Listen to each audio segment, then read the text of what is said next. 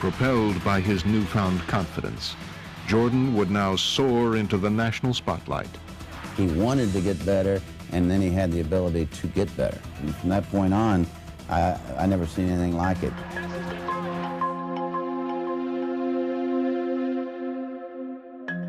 Emotional intelligence, when you talk about being self-aware, is how I would define self-awareness. If you were to read my performance reviews from people who have managed me and coached me, it may say, I'm not quick enough to anger, right? I'm not perhaps direct enough. I'm the nice guy. I don't like folks to be around me in a manner that it's perceived as, fearful. Is the better leader feared or loved? I happen to believe the better leader is loved.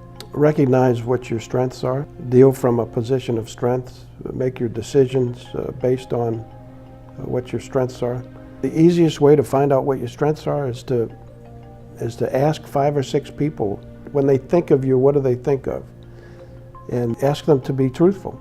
It's one of the hardest things to know, is to identify your own blind spots, but just really understanding and hearing the commonalities that people say about yourself and not hiding from who you are, like really knowing, yeah, this is what I'm really, really good at, and I'm not so good here, but not obsessing over where you're not as strong. So whatever you choose to do in life, give yourself the benefit of the odds. The odds are that if you're playing at it from your position of strengths and using those strengths towards a goal, there's almost nothing that you can't accomplish.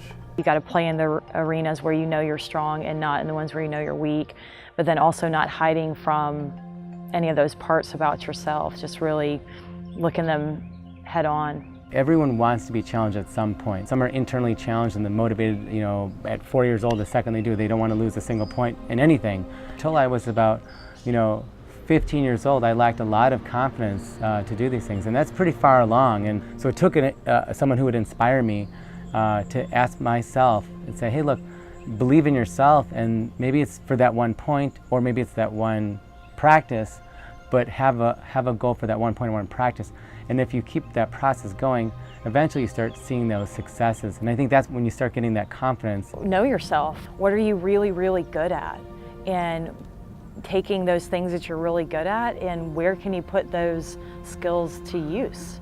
To where can you add value to the world? And whatever you're really good at is what you should be doing.